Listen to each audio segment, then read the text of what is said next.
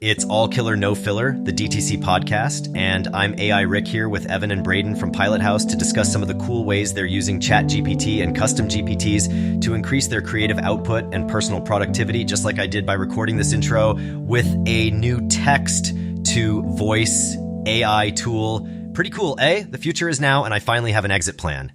On with the show. Most people are going to approach prompting as this conversational back and forth. Ask it a question and then it gives you a response, and then you kind of read the response. You think, that's not really what I wanted. So then you might adjust the prompt. You have this back and forth dialogue. It's best to just spend as much time on the prompt as possible right off the bat. There's a framework that I've been shown that I think is really powerful. You are giving it a role. You're then identifying the task, give it the step-by-step approach. Then you want to give it some more context. So why this task is important. Then you're going to give it a few examples and then give it some final notes. If you tell it this is incredibly important to the success of my job and my business, and your attention to detail is so important to me, it actually takes the prompt a lot more seriously and is going to then give you a better output.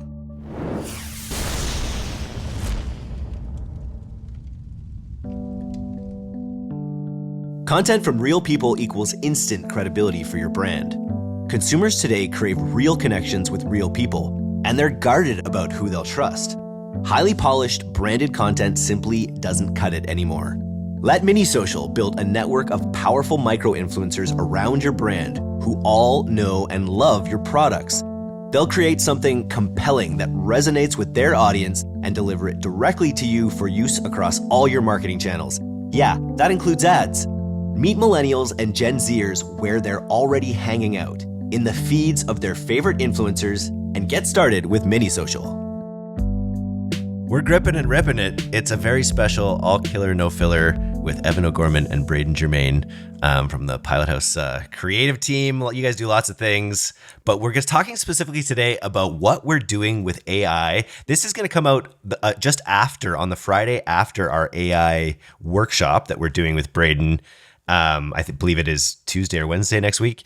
But I think this will be a good supplemental piece to it because we've got Braydon, who's doing his workshop on building custom GPTs and all the different ways we're kind of using GPTs at Pilothouse. And then I was having a conversation with Evan the other day about some of the things he's doing, I think, at work, but then also just in his life by sort of knitting these systems and these GPTs together to get actual sort of chained together outcomes. So I think it's kind of a neat conversation. Welcome to All Killer No Filler, guys. Evan, great to have you back. You were actually our first editor, I think, ever on the DTC podcast. So good to come full circle with you. That's coming up on almost 5 years now. Absolutely. And Braydon, you are our content manager on the Pilothouse side for all of our D2C ads. So good to be having you on again as well. Evan, just from a high level, how are you using AI right now? I really am just trying to explore a lot of the different tools, mostly revolving around ChatGPT. There's a couple of others there as well.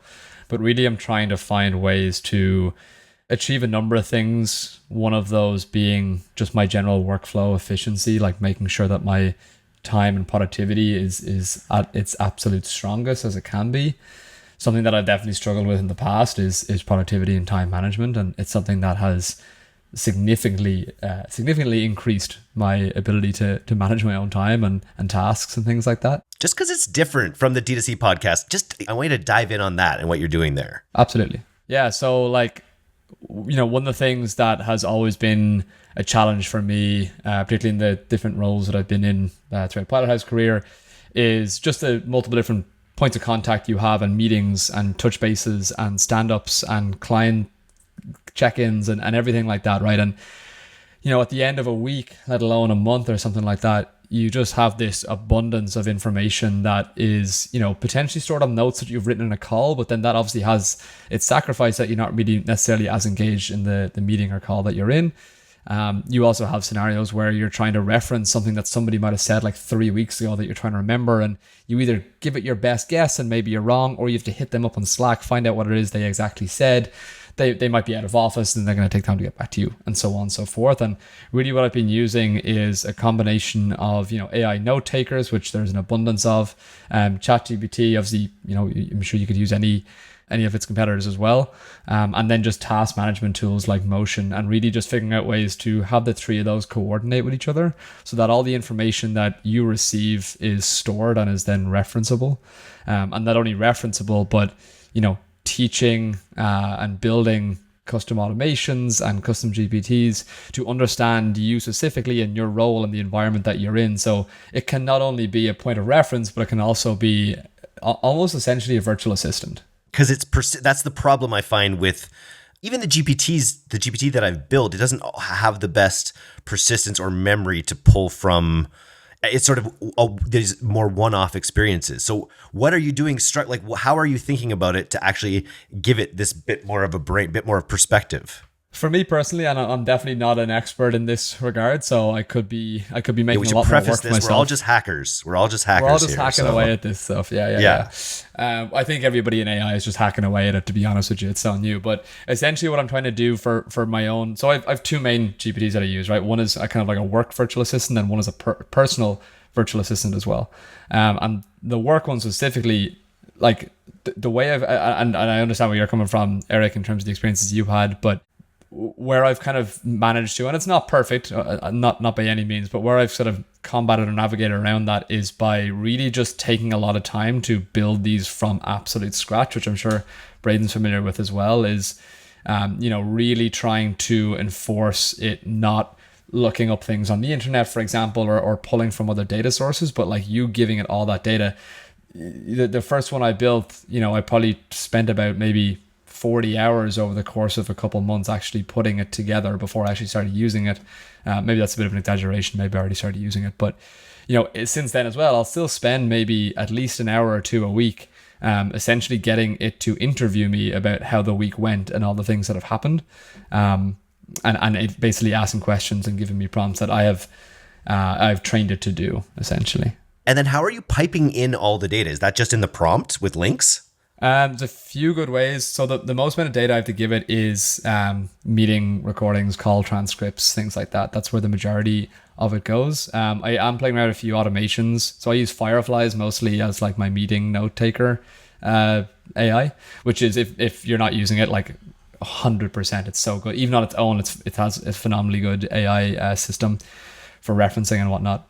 But essentially, I'm playing around with a few different automations of automatically transferring call transcripts and summaries from Fireflies into my ChatGPT's knowledge base, and with the prompt of adding this to your knowledge base, making sure that I can reference this in the future, and please reference it if I ever ask you any questions that you deem it relevant to this information.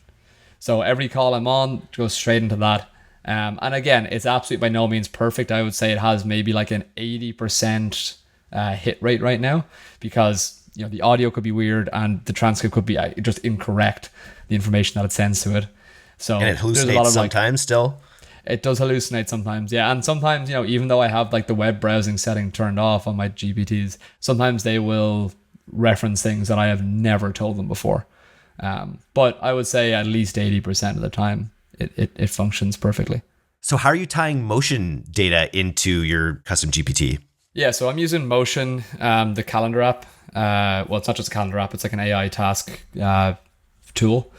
And essentially what I'm using it for is my whole life revolves around that now. I have like all my different calendars for like work, personal stuff, whatever. I have the Euro Cup is on right now. I have that calendar plugged into my Motion too, so I can schedule things around the big games. Don't tell my boss I said that. And it's fantastic because it just means that, all of the different things that I might have happening in different places, they're all stored in one place. Now, there's a lot of calendars that can do that. There's nothing special really about that. But what's nice is I can also put in all my tasks into that, and it will build out when I should execute those tasks and give me some timelines on when I should do those, which is fantastic because it keeps me kind of focused. I can sit down at my desk. I don't have to think about what I'm going to do next or have I got enough time to do this, right? It's telling me how long I have to do it. Now, the best part about it is that I'm, again, working on automations to make this a lot more fluid. So it's still a little bit manual right now, but what I've been really reliant on is having my work virtual assistant very much familiar with my Motion calendar and schedule, so that it's able to essentially look at my calendar and I can say to it, hey, like here's my schedule for the next week. Here's all my obviously personal and work related tasks, meetings, things like that.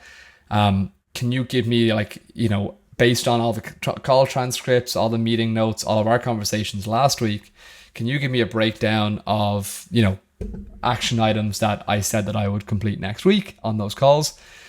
And based on your understanding of the complexity of them, build those into tasks and schedule them in motion for me so that it's just done, right? And again, that's something that I'm still experimenting with. A lot of the time it'll be, it'll give me action items that are completely irrelevant to anything that I actually want to do, right? I'll crack a joke at the end of a call and it will interpret that as an actual serious to-do.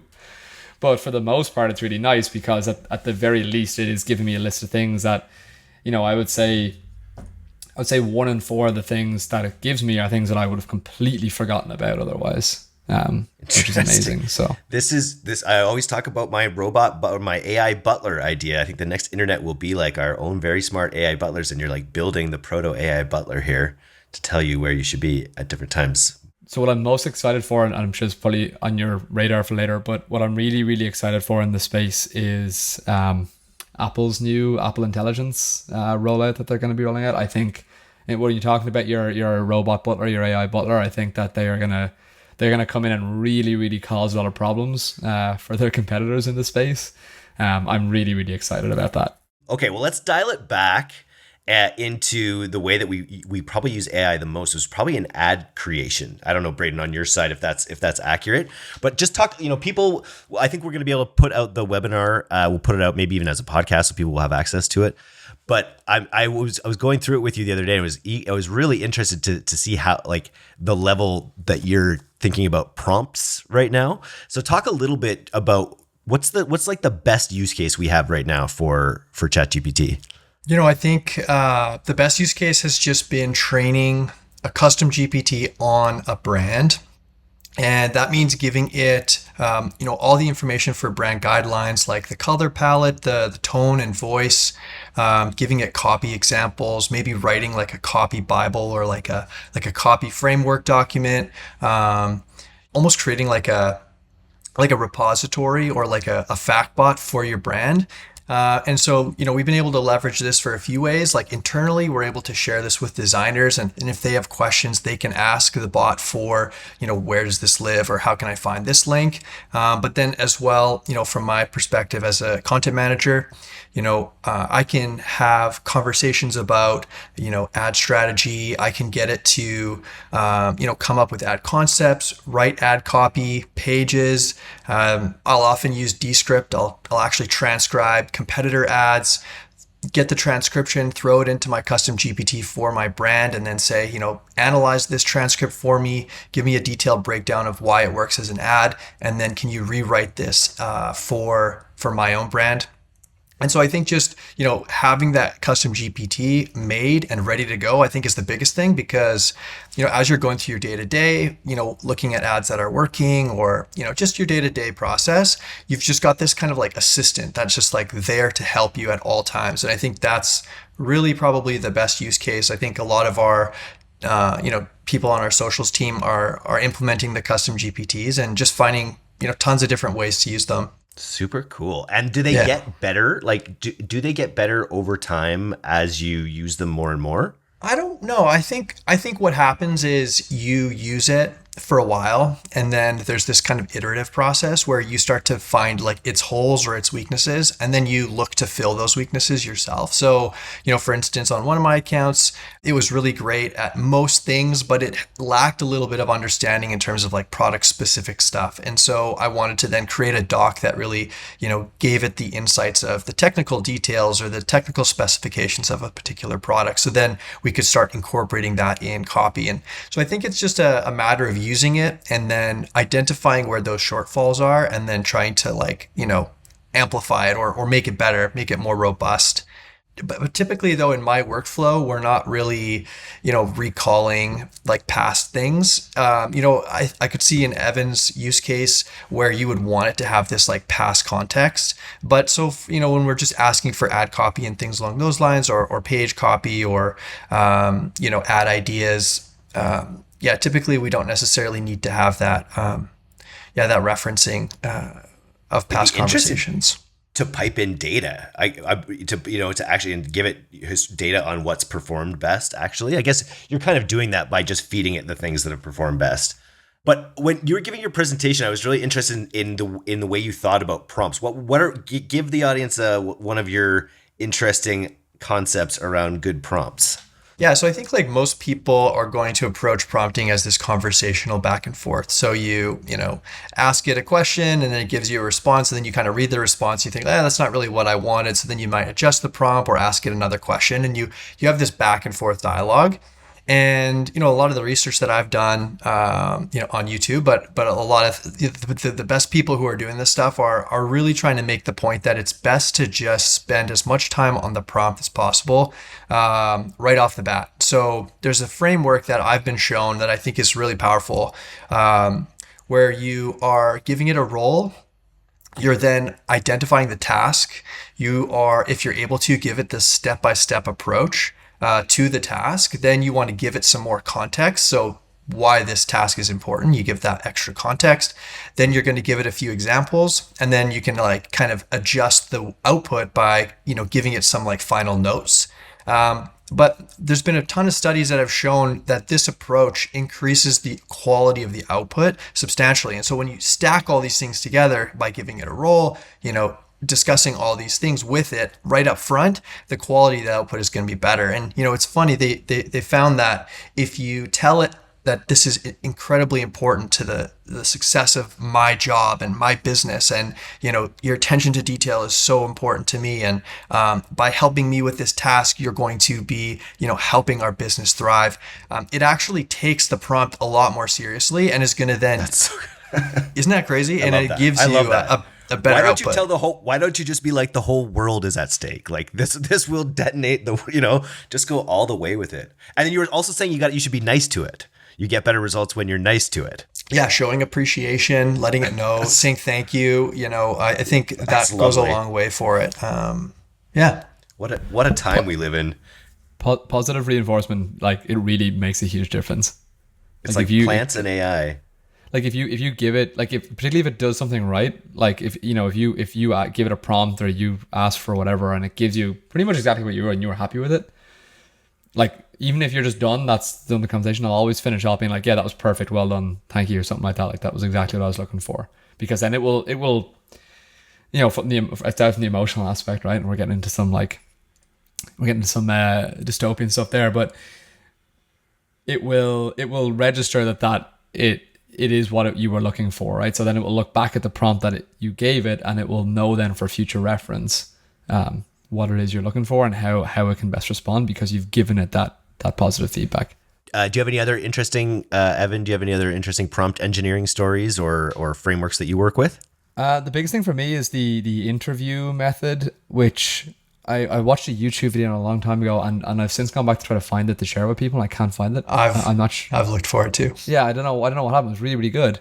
But it was basically when you got to create a custom GPT, you go to the create mode, and then you can basically configure it. And there's a create thing, right, where you can kind of give it those initial prompts, give it that initial information, optimize, configure.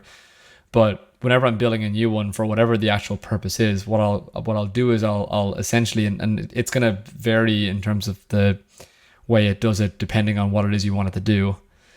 But what I'll essentially do is get it to interview me and ask me an abundance of questions to do with different specifics that I might need from it. So I'll initially say at the start, hey, the purpose of this GPT is to be okay. So here's a good one. We obviously have an internal tool at Pilothouse for funnel testing and split testing traffic, things like that, Warp Drive. And obviously it's an entirely in-house tool. It's developed and built internally, and it's always ongoing. It's always being configured and optimized and things like that. There's always updates being pushed by the developers. And the problem with that is that because it is an in-house tool, there isn't this massive infrastructure of a PR system behind it or PR team behind it that shares all the information and data in real time, etc. So one thing we did was we built a custom GPT to act as a support system or a support chatbot essentially for that tool. And when building that out at the start, what I did was I gave it that context that you were going to be an assistant to a traffic routing software to help users navigate it, troubleshoot, and also offer guidance on optimizations to make based on performance results. And I said, I want you to, I gave a lot of information, and then I said, I want you to, interview me as the, developer. I'm not a developer. I coordinated with the developers. Questions that you have surrounding the documentation you've been given and different use cases you're going to have. And it did that. It constantly asked me questions back and forth. And for the most part now, it's functioning pretty well. Our next step is now trying to get it to read the API of the tool to be able to actually pull reports for you. But we're still working on that. Evan turned me on to another tool, the Shopify custom GPT that they made. And, in the past, we would have to go through it's like the FAQ section. There's so much like content that you could read through of troubleshooting, like Shopify and all this stuff. And Evan turned me on to the tool, and I just used it today to create like a custom link for a discount code straight to checkout. And it was so easy. I didn't have to go like search the internet. I just pulled up the tool. I asked it for what I wanted. I pasted a Shopify URL with the variant in the URL, and it created it for me. It took a matter of 2 seconds rather than, digging through a bunch of Shopify stuff. That's amazing. I used it recently I needed to create the schedule for this event we're doing, C-Suite, which is now announced and out at events.directtoconsumer.co.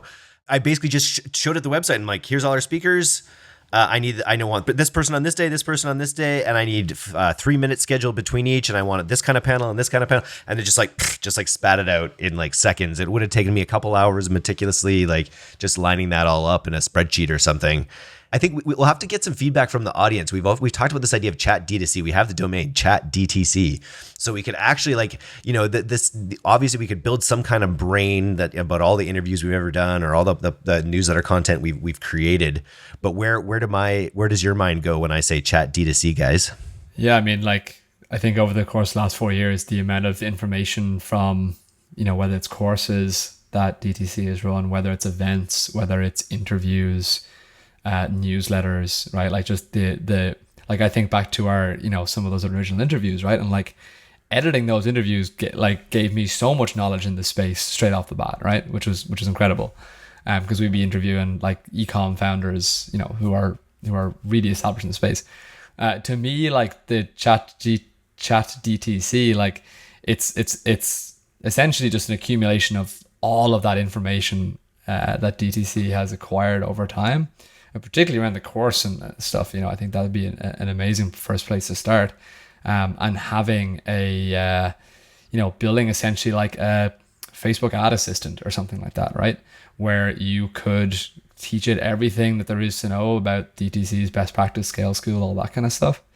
And then you could work with it on your ad account and say, hey, like here's my results the last 3 days. Here's my top performing ads. Here's my top performing products. Like, what optimization should I make? Here's the spend, go. And I think if we could configure that well enough, it would do a damn good job.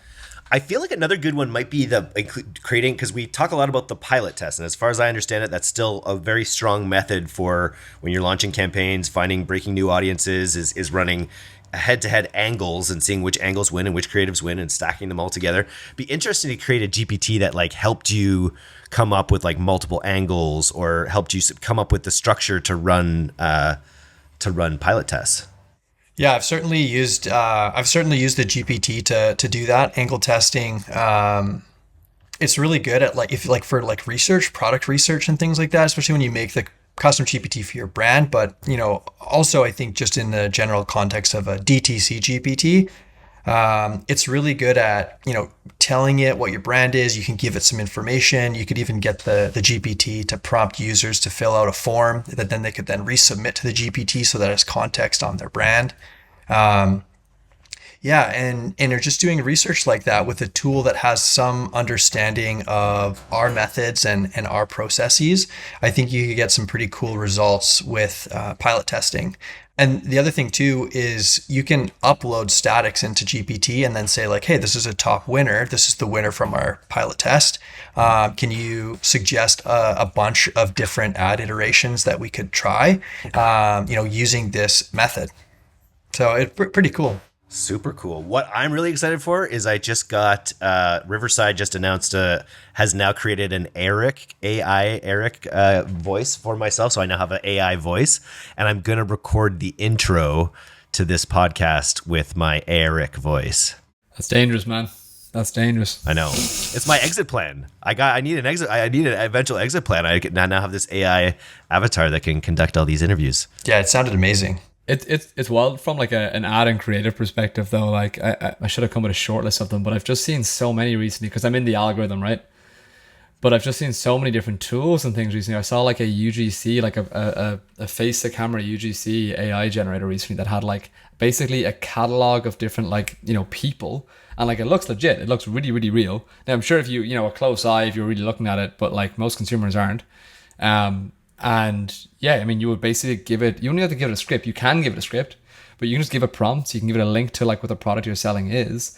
And it will essentially like, you know, those like green screen UGC videos that perform really, really well. It will pull images from the PDP as the background and have these like, you know, guys and girls talking about the products. And it cost me like $3 a month or something. I need to actually cancel that subscription because it's just a long prompt. The whole tool is just a long prompt. Yeah, but it's like, you know, it's not as effective or certainly not as organic, I think, as like having an actual human being there, right? Because it does lack a lot of personality for sure. But, you know, again, to Braydon's point of pilot testing, right? Like if you wanted to test 5 different angles, you know, UGC works. Like, you know, you could bash that out in like half an hour, right? Just to get the test done. And then 500 angles. Oh, you could try it. You know what I mean? Infinite. Like, yeah. How big's your budget? That's what. The thing that I keep hearing that is ads that work best often when you're literally calling out exactly who your customer is. So say you've got 12 avatars, like you could like you should be doing that with UGC anyways, like, but being more specific by like, hey, I'm a doctor, or I'm a, you know, like really calling out exactly down to the niche, like who your customer is. And now when you can spin up creative infinitely, you can hit infinite angles and like infinite, you know, like I could see that being a big part of the future. Any other futuristic takes? I think it's worth saying that Photoshop's generative AI and their AI tools are also insane. And I found a ton of use out of those. Just wanted to shout out like the ability to use content that your brand has supplied you with that you might not have been able to use because it wouldn't fit in a certain 1x1 or 9x16 format that all of a sudden you can use. So you can just expand. It's crazy. And soon they're going to be having generative fill for Premiere Pro. So you can, you know, highlight something you want to get rid of and it'll just get rid of the footage right away. So it's just so cool. I think I can't get enough of these things. And not to mention Sora as well, right? Yeah, that's what I'm talking about. Generator. You just put in a book that's in public license. Mm-hmm.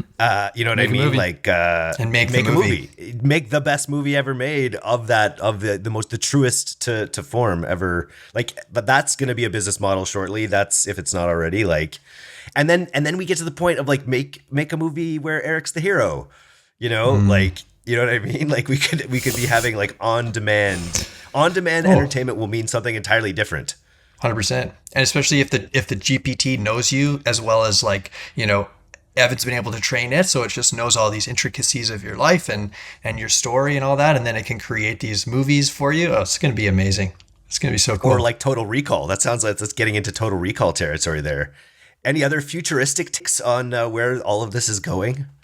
I could see like a lot of applications for, you know, things like the medical field, right? You know, like let's say, for example, you're a doctor or a nurse and you've got an abundance of patients. You're probably working like 16 hours a day for the last 40 days straight. You're exhausted. You're trying to remember all these things. And like you're having to reference like, you know, pretty archaic reference tools like pieces of paper with writing on them, you know what I mean? Like disgusting. You know, I'm imagining a world where you could almost build like these. For me, it's the assistant stuff. That's what I'm completely obsessed with is trying to like really leverage the assistant side of it. Because giving people the information at the right time when they need it. Exactly. Yeah. You know, if you're in the medical field, right, and you have a patient with a very specific set of symptoms or whatever, like it could do. not necessarily replace diagnosis, right? But it could come up with a pretty good idea, and then it just means all you would need then is like a doctor or practitioner to be able to verify that. You know what I mean? As opposed to having to actually do the hands-on diagnosis from scratch. Again, like the dentist at the end of the hygienist appointment just comes in and checks. Yeah, 100%. It's like, yeah. Even personal health, I've recently gotten some, there's a company called Inside Tracker where they do a full blood panel, and then they give you these like detailed, ways that you can improve and lower your inner age and all this stuff. But imagine having your custom AI know all your health data, all your stuff. It pulls everything from your watch. It can then guide you on creating like action plans for workout and help you meet your goals for all that sort of stuff. Recommend recipes based on your blood results from your blood panel. Create shopping lists for you ahead of time so that this AI butler thing is happening. And then plugs into your calendar too. Works around your work. I think some guys are even using APIs to connect to like grocery buying platforms. So you have your ChatGPT connected to it, and you just say, hey, give me a shopping list for this week's groceries, and then order it. And it'll connect to the API and it'll order it all for you. And then it delivers to your house. We are in an age of miracles and wonder. Yeah, saves time. Yeah. Yeah. Well, what do we do with all that extra time, guys? Build more GPTs. Scroll. Build more GPTs. Build more GPTs, yeah. Do podcasts pretty much at this rate. At what point is the Eric AI going to be able to host podcasts? That's what I'm saying. That's my exit plan. That's my exit plan for the podcast. You should get your last podcast should be it interviewing you about your time at DTC. I like it. Oh man, this is what everyone needs. I would predict within a year, you'll be able to make a ChatGPT with your voice that will be conversational just like you, and you could tell it to interview this person and it would do it for you. I would say within a year that's going to be possible. And it would get better ratings. It would I think it would be indistinguishable to an audience. It might be an involuntary exit plan you're working on here. There. Yeah, that's right. Well, I think that's what we're all doing. We're all just like working. We're like the cashiers helping people use the self-checkout. Yeah. Sometimes. That's actually a very good analogy. But like for me, like, even though a lot of the things that I'm playing around with right now are still quite manual, like I would say since I've really started dialing stuff in, I would say I've saved about maybe 30 to 40% of my time using these tools, which is, and not only just time, right, but like accuracy of what I'm trying to do and project manage, like to your point, Eric, of the scheduling thing for the event, like that's the kind of thing I'm using it for all the time, right? I'm using it to like build financial projections, to build like just any kind of project management task. I mean, if you give it the right information, it can do a very, very good job. And yes, you'll want to verify it. And same way, Braydon, I'm sure, on the ad side and like copy side, you want to make sure, read it and make some tweaks here and there. But I mean, it's incredible, like that we're already at this point, let alone where we're going to be at in a year's time is going to be incredible. Well, let's leave it there for this one. We'll stay in touch about our AI use cases kind of going forward. Nice, guys. Thanks for coming on today. Pleasure as always. Great company.